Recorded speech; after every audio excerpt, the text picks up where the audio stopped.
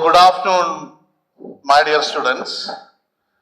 We will move on to module number 5, which includes common disaster types in India and the major frameworks that were formed to manage the situation under disaster.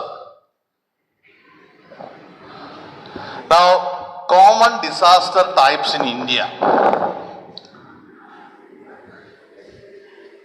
Now, the high power committee, now as I told you, the nation as such has its own disaster management committees formed, disaster management team, and they identified 31 types of disasters.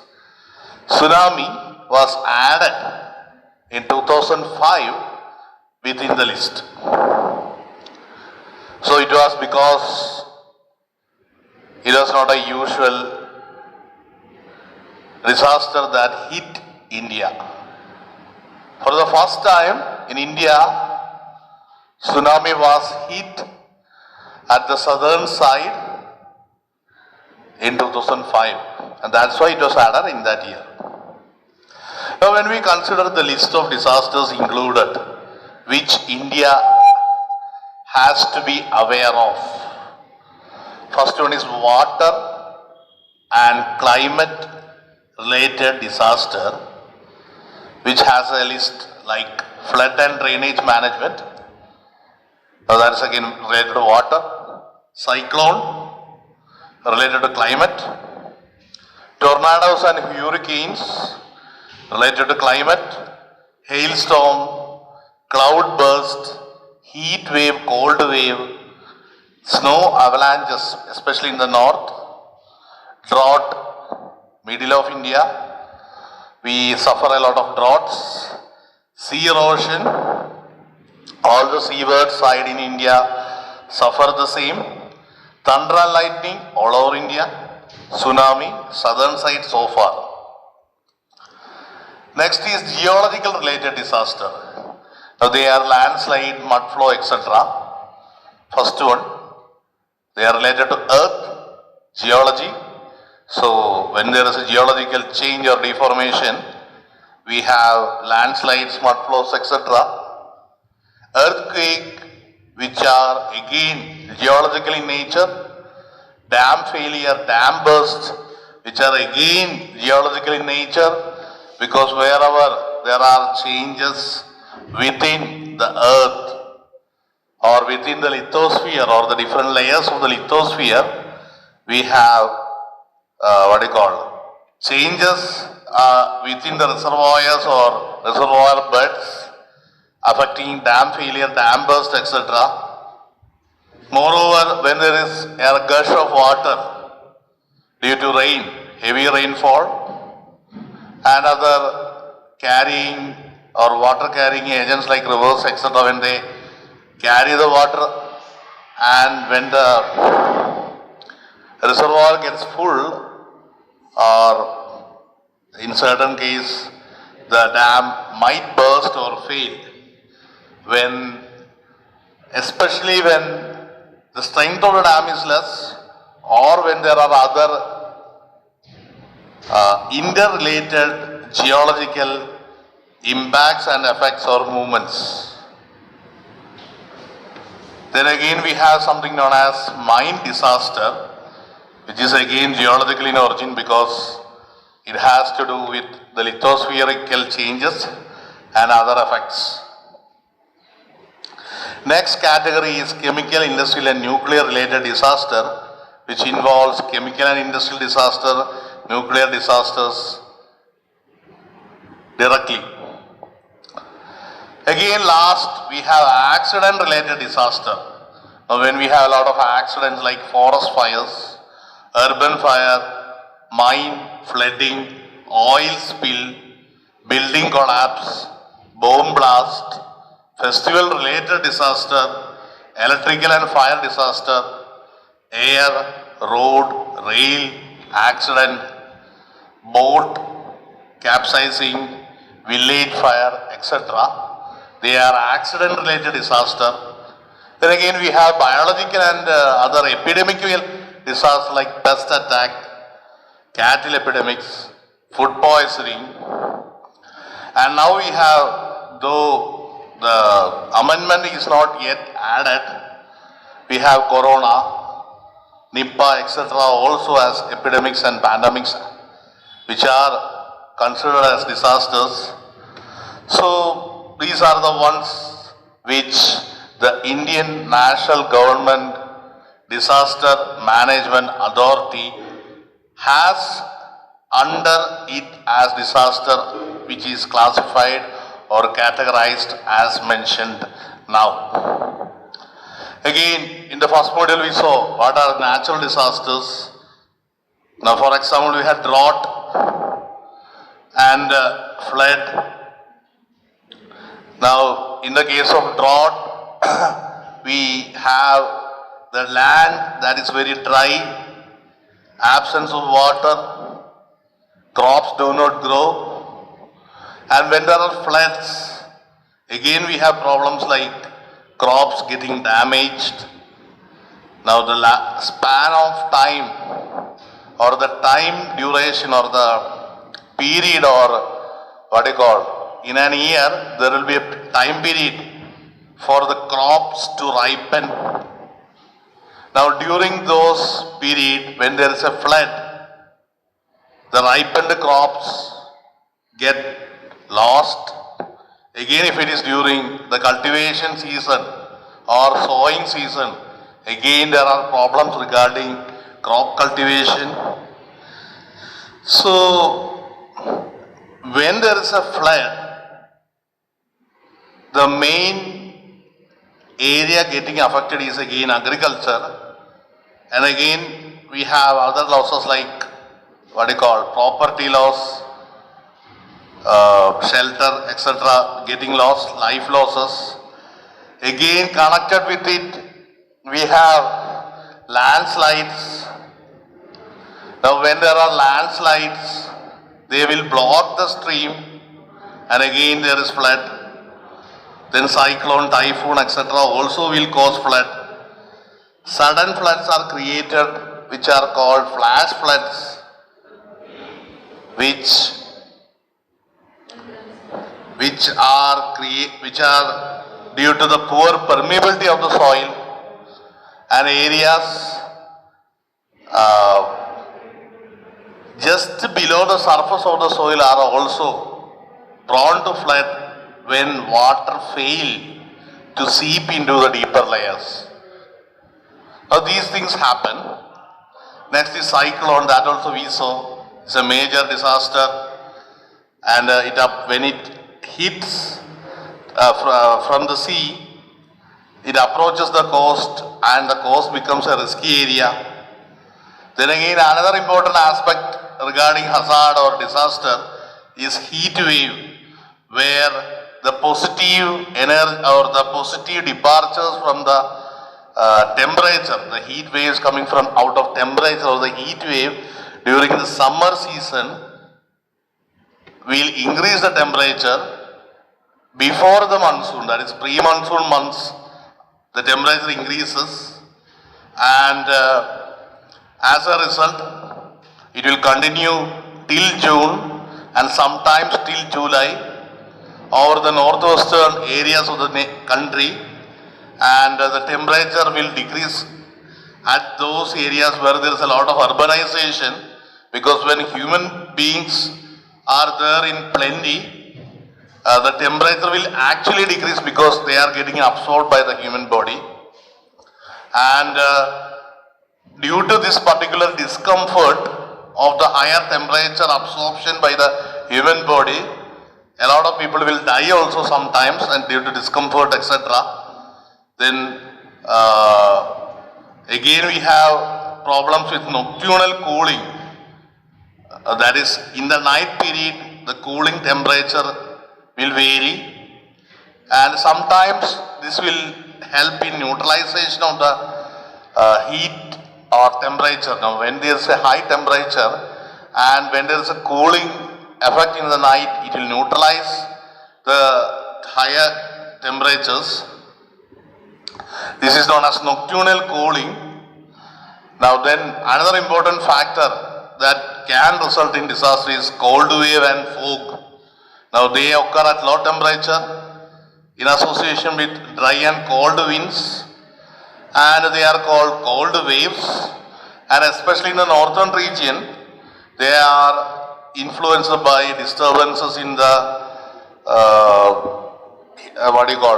mid-latitude area, which have weak frontal characteristics, and the disturbances caused are called western disturbances, and the cold waves affect areas of the north in association with a lot of cold wave conditions, especially reported in Maharashtra, Karnataka as well, because Maharashtra, Karnataka, etc. come under central area. Though it is, we expect cold waves to prevail in the north due to absence of frontage characteristics or frontal characteristics. That is, ഇതിനൊരു തടയിടാനായിട്ട് മറ്റൊരു hilly പ്രദേശം, ഇപ്പൊ ഹിമാലയത്തിൽ നിന്ന് ഇങ്ങോട്ട് വരുന്ന called wave തടഞ്ഞു നിർത്താൻ മറ്റൊരു സ്ട്രക്ചർ അല്ലെങ്കിൽ മറ്റൊരു എന്താ പറയുക geographical feature ഇല്ലാത്തതിനാൽ it is reaching up to what you call Maharashtra, Karnataka as well. Then UP, Bihar, etc. there are a lot of casualties because of this cold wave, because there are a lot of lack of shelters for outdoor workers and farmers. Shelter is absent or lack of shelters, and hence they are getting affected. Again, earthquake is another thing. As we mentioned, the northern areas, we have a lot of earthquake prone regions, and the Richter scale is up to 8. There are places where the Richter scale is up to 8, especially in the northern Himalayan region, and towards the south we have in Kerala even the Richter scale expectation is 3. So again we have landslides, which you are aware of, where the ground gets loosened by different means, and the land will slide and the soil gets loosened and they move as a mass, and a lot of buildings will be under that. It can be of many reasons, like water movement, geological aspects like earthquakes or other ground movements, etc. Again, we have the next as tsunami, and it is a Japanese term actually, tsunami. It is mainly because of earthquakes occurring under the seabed or within the seabed or within the sea floor.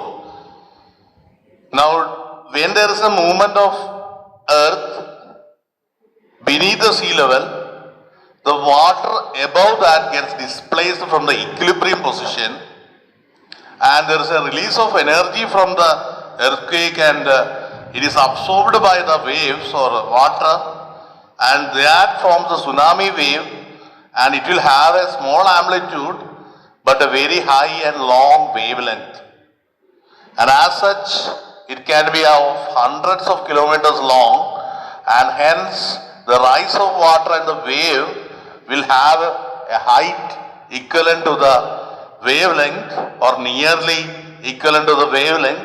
So the wave will be very high and it will reach the shore at that height, and it will cover a lot of area under the heat. So the Indian coast where the tsunami is getting hit, it is the magnitude of the earthquake should be greater than 7. Only then we have a possibility of a tsunami like this, and we have some sources or zones like Andaman, Sumatra, Makran, etc. These are some places, and these are all categorized under natural disasters. And again we have man-made disasters like industrial chemical disaster, where industrial accidents like chemical, mechanical, civil, electrical or any other failures due to accident, negligence, etc. can create chemical disasters which occur due to emission, fire, explosion, etc. Storage, transportation, accidents, natural events during storage or transportation, all these things. Now for example, explosion in a plant, accidents in storage, accidents during transportation, improper waste management, accidents in treatment, technical failure, safety failure, sabotage, etc. or even human error.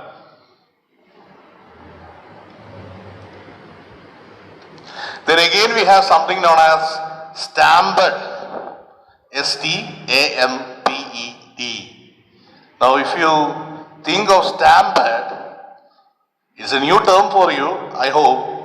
It's an example happened in Kusat. It is a crowd or a mob where we have a active, polarized aggregate of people who are in panic or heterogeneous movement or complex movements where the action or their movement, etc. of the participants create irrational reactions and irrational actions and which are impulsive. Incidents of stampedes occur in numerous socio-cultural situations. It's considered as an accident and which causes impact of people losing their health, like breakage of leg or hand or something like that, fractures, then even head injuries, other injuries, then loss of life, etc. Especially entertainment event, escalator, food distribution, procession, natural disaster, power failure, religious events, fire incident, riots, sports events, weather related events, etc. Then again, road accidents are also responsible for this particular disaster. Another category of disaster where we can have a lot of people getting into accidents, connected accidents, one vehicle hitting another vehicle, and sometimes it can create mass accidents in connection relating to premature death, injuries, loss of productivity, human sufferings, monetary loss, human life loss, tragedy, etc., etc., etc. Then again, rail accidents. Now again, serious train accidents will create a lot of loss. All of a sudden, many lives may be lost. Then many injuries and casualties will be formed. And again, sometimes rail accidents will lead to fire accidents in connection with the accident. And again, the loss will be very high. And the disaster management plan on the railways and zonal railways, we have a coordination of a lot of departments under the railway, under the state government, under NGO, private agencies, etc. State and zonal railway. We have a lot of people who are in the authority of caring against the happening of disaster to prevent these incidents. Again, air accidents are also there, you are aware of, where a lot of air crashes occur due to like problems with takeoff, landing, or due to bird hit or other fuel problems or small failures of parts of the engine or parts of the aircraft. Now again, technical failures which are on board, landing instrument, guiding instrument, problem with the pilot, etc. will create the disaster. Then again, when we go in detail, we can see mine disasters also, where the roof and the side of the underground mines get affected. Collapse of mine pillars. Again, failure of electricity, accidental fire, explosives, etc. in mines, rock burst, etc. Now again, we have something known as epidemics, that is spread of diseases, infectious diseases. major health problem in India, one of the major health problem in India is the infectious diseases which like tuberculosis, malaria, which are spreading, which spread very soon, epidemic, and they will increase the number of disease cases and casualties, and they are easily spread, and the public health emergencies are to act. Then again, cholera, diarrhea, meningitis, measles, dengue, polio, typhoid, etc., which are viral infections. Then again, due to lack of sanitation, drinking water contamination, water resource contamination, lack of awareness about sanitation, overcrowding, biological conditions, etc., will also create such epidemics. So these are the list of and in detail the usual hazards found in India, recognized by the Disaster Management Authority of India. Now comes something very important, that is known as legislations in India on disaster management. All stand? All stand.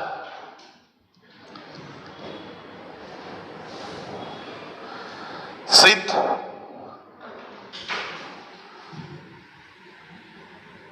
Rotate your heads.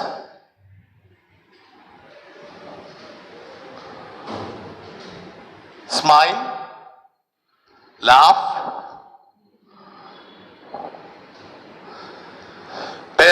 Pay attention because it's very important. So we'll begin.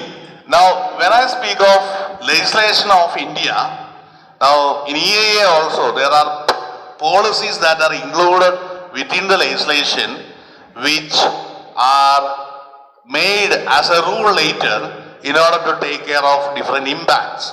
Again, a lot of policies are put forward, they are discussed in the Lok Sabha, in the Rajya Sabha, etc., and they are formed as a policy and they are included within the legislation of India under various categories, and under the disaster management scheme also we have a lot of things included, and first one is responsibility.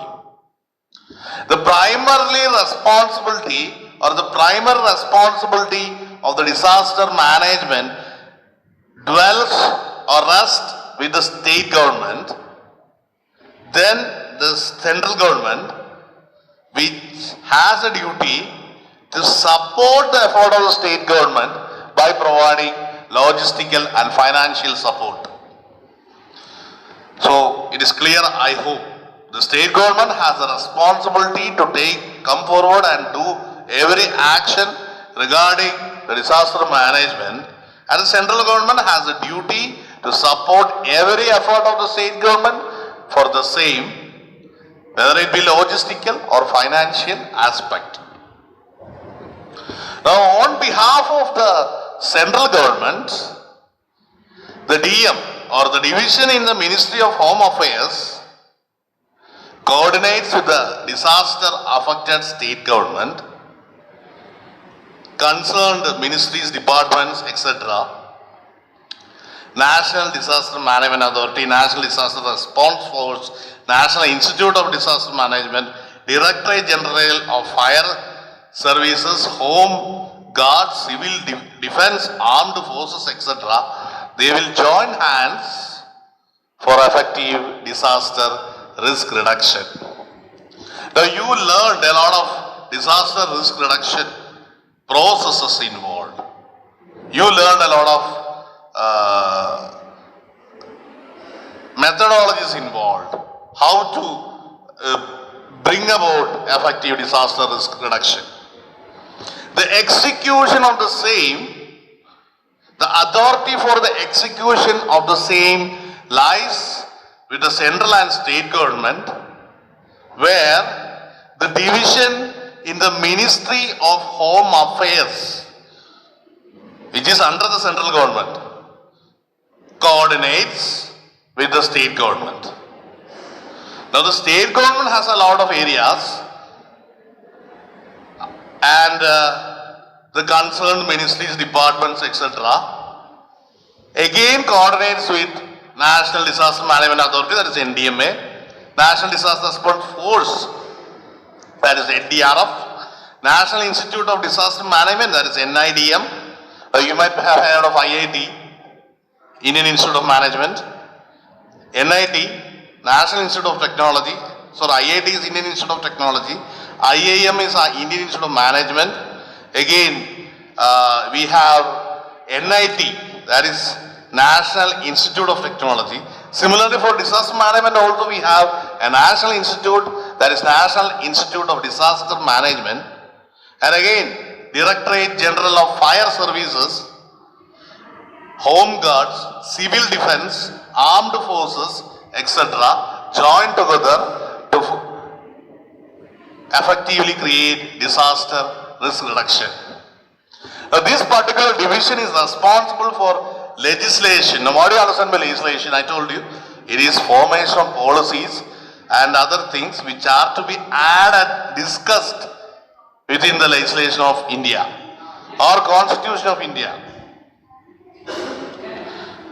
Now, they form policies, etc. So, this particular board of governors, governing board, has or the responsibility for legislation, policy making, capacity building, prevention, mitigation, response, rehabilitation, etc. Now, you might have learned everything regarding disaster management up to this. Now, everything like prevention, mitigation, response, rehabilitation. Now, the responsibility actually for this lies with the particular director of central and state government and other management institutes like National Disaster Management Authority and response for everything. The major responsibility of disaster management division are as follows, that is we are going to discuss. A lot of responsibilities are there. Now altogether you have learned about capacity building, prevention, mitigation, response, rehabilitation. അതെല്ലാം കൂടെ ഒരുമിച്ചുള്ള ആ responsibility ഇവരുടെ കയ്യിലേക്കാണ് കൊടുത്തിരിക്കുന്നത്. അതിനകത്ത് detail ആയിട്ടോ അല്ലെങ്കിൽ list ചെയ്യാൻ പറഞ്ഞു കഴിഞ്ഞാൽ ഓരോന്നോരോന്നായിട്ട് എടുത്തു പറയേണ്ടത് പറഞ്ഞു കഴിഞ്ഞാൽ ചോദിച്ചു കഴിഞ്ഞാൽ നമ്മൾ എഴുതി വെക്കേണ്ട ഇതാണ്. First one is resource mobilisation, that is collection of resources and distribution of them for relief, response, etc. to natural disasters, especially drought, hail, storm, cold, frost wave, pest attack, etc. Again, operation of control room and situational reports. Again, warning system regarding multi-hazards. State Disaster Response Fund and National Disaster Response Fund. All matters related to that. Again, all matters related to disaster response, preparedness, prevention, mitigation, capacity building, etc. International cooperation in disaster management is also included as their responsibility. Again, post-disaster, that is after disaster, again long-term rehabilitation, reconstruction. All administrative and budget matters that are related to NDMA, NDRF, NIDM, etc. is handled by them. Again, we have to strengthen the fire and emergency services. Now, these responsibilities are also with them. Then again, matters related to fire service, civil defense, home guard, director general, National Fire Service College, administration of disaster management act, etc. Again, the responsibility is with them. Now you have to get a know-how about Disaster Management Act, which was implemented in 2005. So the administration of this particular act, the responsibility is with them. The secretarial support to NEC, HLC, NPDRR, etc. are also to be taken care of. Now, As I told you, we have something known as Disaster Management Act, which was put forward in 2005. Now again we have something regarding National Disaster Management as a policy under the government. അപ്പോൾ ഇങ്ങനെ ഒരു policy ഉണ്ട്, that is National Disaster Management Policy, and what all things come under this particular policy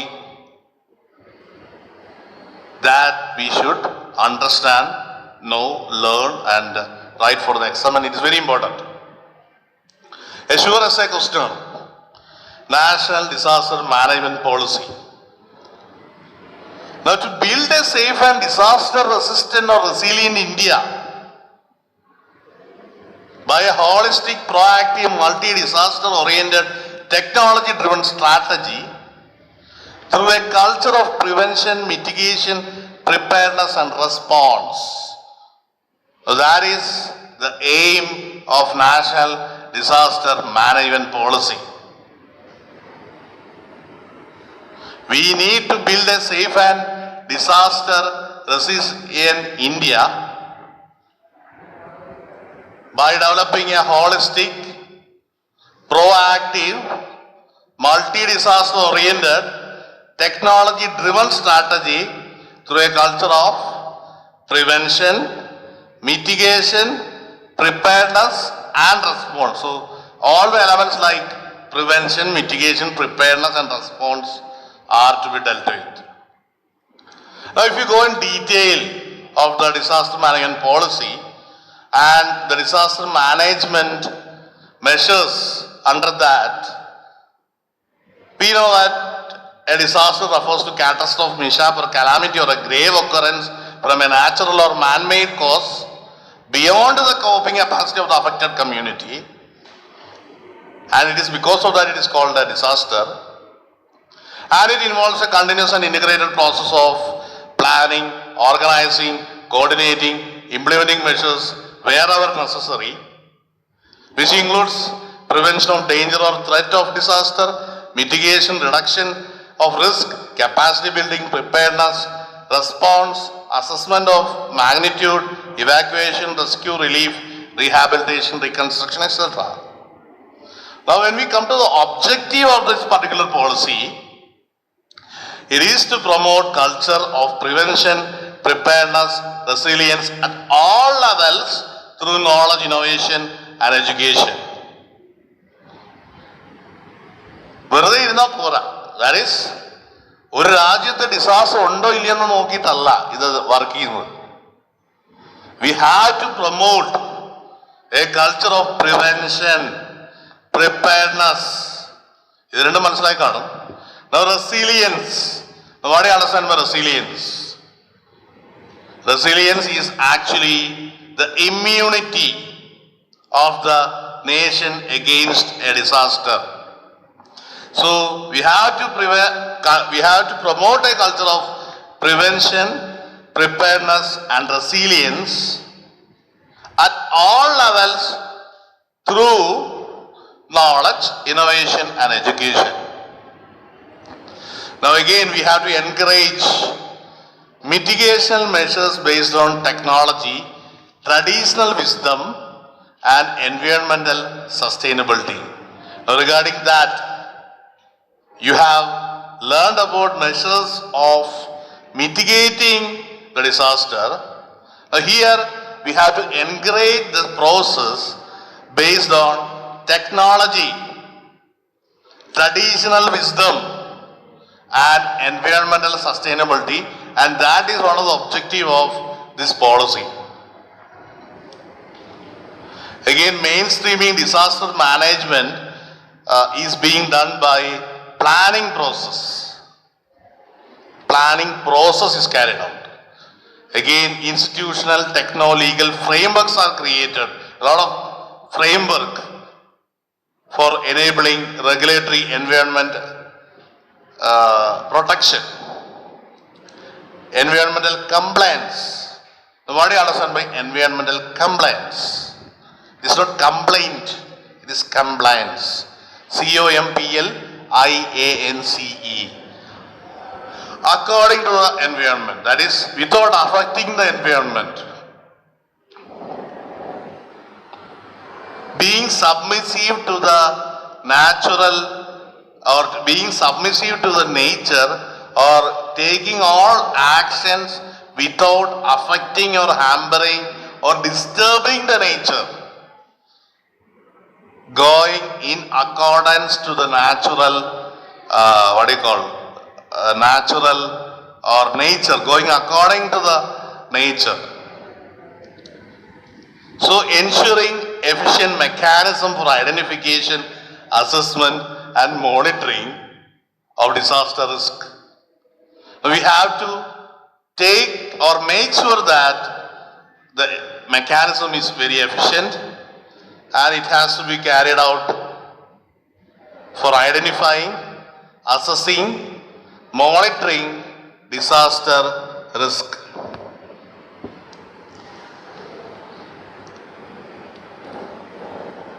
Then again, we have to ensure or make sure that the contemporary forecasting methodologies are being developed. That is, forecasting methods are developed. Early warning systems are backed up by responsive and fail-safe communication with information technology support. That is, the early warning system and forecasting system is to be supported with technology which is false-free or fail-free, without errors, with the support of information technology. Again, we have to promote productive partnership with the media to create an awareness and contribute towards capacity development. Now, this is also a part of the policy, a part of the objective, and it has to be carried out all through the whole period, whether there is disaster or not. When there is a disaster or when there is a situation, we have to create awareness and we have to develop the capacity also regarding the resource to fight a disaster. Now we have to again ensure efficient response and relief with a caring approach towards the needs of the vulnerable sections of the society. Again, undertaking reconstruction as an opportunity to build disaster resilient structures. Now we have to ensure efficient response and relief with a caring approach towards the needs of the vulnerable sections of society. അതായത് എന്താ പറയുക, week ആയിരിക്കുന്ന sections ഉണ്ട് സൊസൈറ്റിയിൽ. അവർക്ക് വേണ്ടിയിട്ടുള്ള കെയറും അവരോടുള്ള അപ്രോച്ചും we have to ensure. Again, undertaking reconstruction as an opportunity to build disaster resilient structures and habitat for ensuring safer living is also a policy. അതായത് once the disaster is over, we have to undertake reconstruction, and during that process we have to create resilient structures. ഇനി ഒരു disaster ഉണ്ടായാൽ ആ ഡിസാസ്റ്ററിനെതിരെ ശക്തമായി നിലകൊള്ളാൻ, അല്ലെങ്കിൽ എന്താ പറയുക, without failure, these structures should continue as a shelter or whatever it be, and we have to ensure safer living. Again, we have to promote productive and proactive partnership with media in the disaster management program. So, this is actually the National Disaster Management Policy, and everything under that has been discussed right now. As a policy, they developed all these factors, and when it is asked for the explanation also, you have to write all these things.